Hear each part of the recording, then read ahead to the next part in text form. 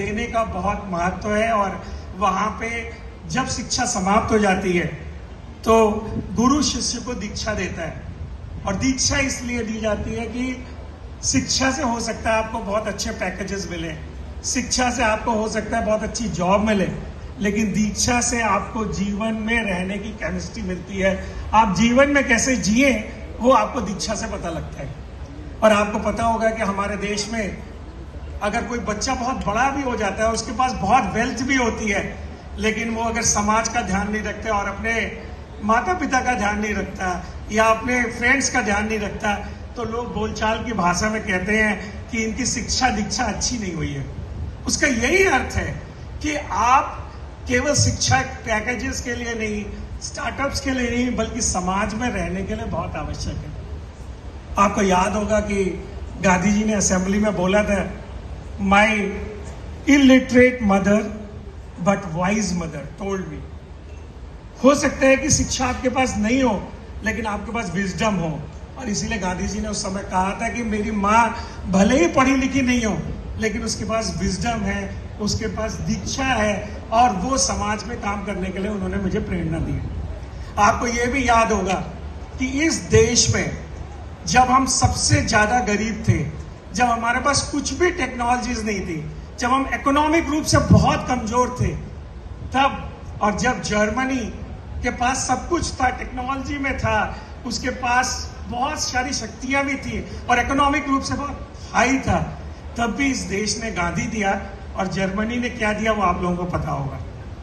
मैं आप लोगों से यही कहना चाहता हूं कि I want to come back and just tell you कि मैंने गलगोटिया कॉलेज को बहुत पहले से देखा। मैं 6 वर्ष इस यूनिवर्सिटी का वाइस चांसलर रहा, और आज जब हमारे प्राइम मिनिस्टर साहब कहते हैं कि 2047 में हमें विकसित होना है, इसका मतलब सबसे इंपॉर्टेंट बात क्या है जो यूनिवर्सिटीज को करनी है।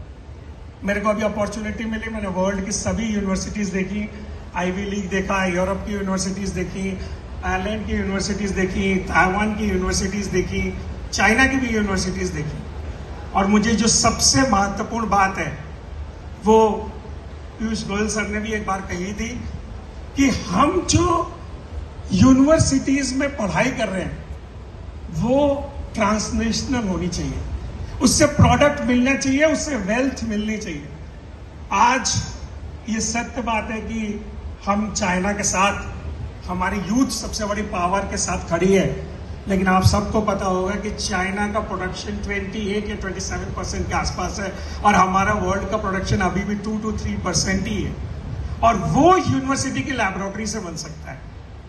आज मैं हमेशा कहता हूं, मैं हर टीचर से कहता हूं कि अगर टीचर्स ने वैसे ही पढ़ाया जैसे पढ़ा रहे हैं, क्योंकि अब जो भी टीचर्स का काम है वो बहुत सारा काम टेक्नोलॉजीज कर रही है, बहुत सारा काम एआई कर रही है, बहुत जल्दी हमें एआई के समय ट्यूटर्स मिल रहे हैं। हमें टीचर्स के साथ और स्टूडेंट्स के साथ क्रिएटिविटी का काम करना है, और उस क्रिएटिविटी से हमें प्रोडक्ट डेवलप करना है, और उस प्रोडक्ट से हमें वेल्थ डेवलप करना है।